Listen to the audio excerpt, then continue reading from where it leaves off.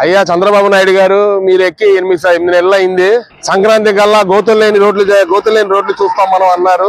ఈ రోజు వరకు 8 నెలలు అయినా కూడా మీరు గోతులు లేని రోడ్లు ఏమో గానీ వేలాది మంది బస్సులు తిరుగుతుంటారు. ఇటు జనాభా ఎక్కువ తిరిగే రోడ్డు ఇది. ఈ రోడ్లో చూస్తుంటే గోతులు లేని రోడ్డు ఏమో గానీ జనాలకి ఎటు సూపర్ 6 ఇవ్వలేదు. కానీ ఇదేనే చేయండి చంద్రబాబు నాయుడు గారు. మీరు మాటలకే తప్ప చేతలకి లేదు. ఒక మాట చెప్తున్నాను చూడండి, మీరు ఇచ్చిన పథకాలు ఒక్క పథకం కూడా ప్రజలకు అందట్లేదు. దాంట్లో ఏంటంటే మీరు ముఖ్యంగా చెప్పిందండి గోతులు లేని రోడ్డు అన్నారు కదా.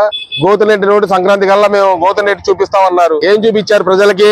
ఏం చూపించలేక మీ అబ్బాయి నారా లోకేష్ కి దావోస్ పంపించి పాపం దాన్ని జాకీ లేపడానికి బాగా ప్రయత్నం చేస్తున్నారు. అటు పక్కన పవన్ కళ్యాణ్ కి ఏమో ఉప ముఖ్యమంత్రి సీటు ఇది చేయడానికి అతనికి కింద ఇది చేస్తున్నారు. మీరు చేసే పనులు ఒకటి కూడా కరెక్ట్ గా లేదు.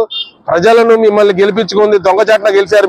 మీరు చేయాల్సింది సూపర్ 6 పథకాలు ఎటు చేయలేకపోతున్నారు. కాబట్టి ఈ గోతులు లేని రోడ్లైనా బాగా చేసి ప్రజలకి కొంచెం కష్టాల నుంచి దూరం చేస్తారనుకుంటున్నాం.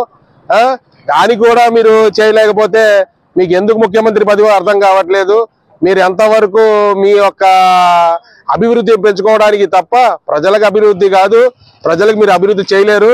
తల్లికి వందనం అన్నారు, తల్లికి వందనం వదిలేసి నాన్న కేంద్రం మాత్రం పారుతుంది. దానికి మాత్రం మీరు చాలా కష్టపడుతున్నారు నారా కేంద్రం పొందడం కోసం. ఏదైనా కానీ చంద్రబాబు నాయుడు గారు ఇలాంటి ముఖ్యమంత్రి ఈ రోడ్లైనా చూసి ప్రజలకి సంక్రాంతి పండగ గల్లా మీరు వేపిస్తానన్న రోడ్లు ఇప్పుడైనా కళ్ళు తెరిచి నిద్రపోతున్నారేమో. మీ కుర్రోని ముఖ్యమంత్రి చేయడానికి ఆలోచనతో ఏమో కానీ మీరు నిద్రపోతున్నారేమో. ఇప్పుడైనా కళ్ళు తెరిచి ప్రజలకి కష్టాల నుంచి దూరం చేస్తానని ప్రజలు మనసులో అనుకుంటున్నారు. మీరు కూడా ప్రజల గురించి ఆలోచించి దీని గురించి రోడ్లు మరమ్మతుల గురించి ముందుకు ఆలోచించమని మేము కోరుకుంటున్నాం. Please subscribe .news